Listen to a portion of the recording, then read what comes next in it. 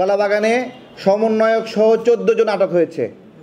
14 জন আটক হয়েছে এই চাঁদাবাজির ঘটনা। এই বাচ্চা ছেলেপেলের মানে বিরামহীন চাঁদাবাজির জন্য কি এই গণ অভ্যুত্থান? কেউ উত্তর দিতে পারবে? এই কুমির, বাচ্চা কুমিরগুলোকে দিয়ে মুরগি পাহারা দেওয়ার জন্য দিয়েছেন এবং তারা একটা একটা করে ধরে ধরে মুরগি খাচ্ছে।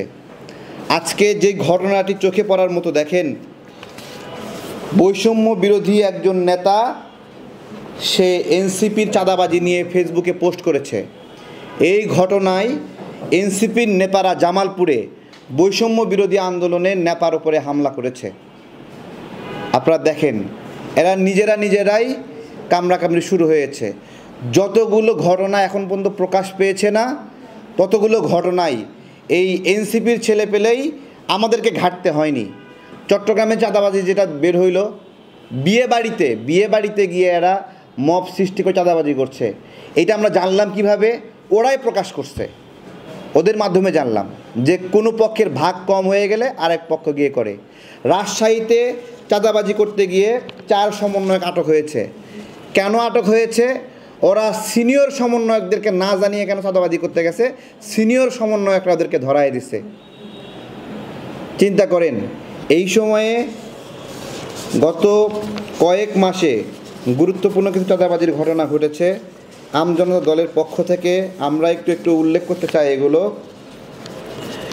এর মধ্যে এনসিপির কয়েকজন নেতা গত কয়েক মাসে ঘটনা ঘটিয়েছে, এর মধ্যে তানভীরের নাম উল্লেখযোগ্য।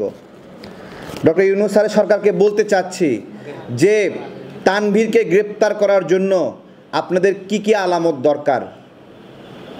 তানভীরকে আটক করার জন্য, এই তানভীরের জন্য এবং 46 প্রেস মালিক এরা যৌথভাবে কয়েকশো কোটি টাকা লুটপাট করলো, যার কারণে আমাদের সন্তানরা পাঠ্যপুস্তক পাইতে দেরি হলো। আমরা প্রতি বছর যেই রকমই হোক, শেখ হাসিনা সরকার যেই রকমই থাকুক, একবারে বছরের শুরুতে আমরা বইটা হাতে পেয়েছি। কিন্তু আমরা গালি দেই, বাট যেটা ভালো সেটা ভালো বলবো। আজকে এই ডিসক্রেডিটটা ইউনূস স্যারকে নিতে হচ্ছে যে এই সমন্বয়কদের চাঁদাবাজির কারণে, এদের কমিশন বাণিজ্যের কারণে আমাদের সন্তানরা বছরের অর্ধেক সময় গেলেও পাঠ্যপুস্তক পায়নি। ইউনূস স্যার এই জবাব দিতে পারবে? আপনি তো পারতেন এই তানভীরকে গ্রেপ্তার করতে। তানভীরকে গ্রেপ্তার করা হয়নি। তানভীরকে কেন গ্রেপ্তার করা হয়নি? কারণ এইখানে শুধুমাত্র তানভীর এখানে জড়িত না, যেটা সমন্বয়করা আবার বলতেছে এটার ভাগ উপরে পর্যন্ত যাচ্ছে। তাহলে এই যে নতুন বাংলাদেশ আমরা পাইলাম, এই তানভীররা কি গ্রেপ্তার হবে না? এরপরে আরও ঘটনা রয়েছে। ধানমন্ডি একটা বাড়িতে, সেখানে সমন্বয়করা গিয়ে মব সৃষ্টি করলো, পুলিশ আটক করলো। হান্নান মাসুদ গিয়ে সেই চাঁদাবাজদের, মব সৃষ্টিকারীদেরকে উদ্ধার করলো। হান্নান মাসুদদের রাজনীতি করার অধিকার নাই। চাঁদাবাজদের নিজে গিয়ে উদ্ধার করে নিয়ে আসতেছে, এর রাজনীতি করার অধিকার আছে বলেন? হ্যাঁ, এর নাম তো হয়ে গেছে বন্দর মাসুদ, মংলা মাসুদ, কত নাম হয়ে গেছে। তো এগুলো আটক হচ্ছে না। ডক্টর ইউনূস স্যারকে বলতেছি, আপনাদের নাক কাটতে কাটতে একবারে গোড়া পর্যন্ত চলে গেছে, আরও কতটুকু কাটলে আপনারা এদেরকে আটক করবেন? এর আগে কলাবাগানের কথা আমরা ভুলে যাই নাই। কলাবাগানে সমন্বয়ক সহ 14 জন আটক হয়েছে।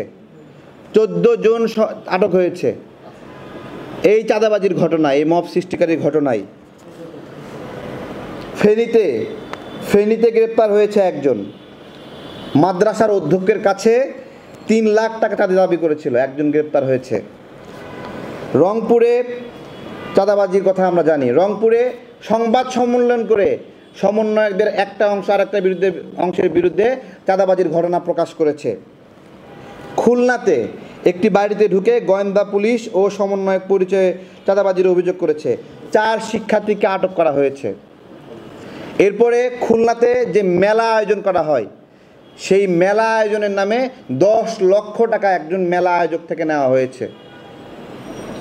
আমার প্রশ্ন দুইটা, যে ডক্টর ইউনূস স্যারের সরকার এই সমন্বয়কদের বিরুদ্ধে কি ব্যবস্থা নিয়েছেন এবং এখন পর্যন্ত প্রায় শতখানিক এই বিভিন্ন জায়গার সমন্বয়ক আটক হয়েছিল।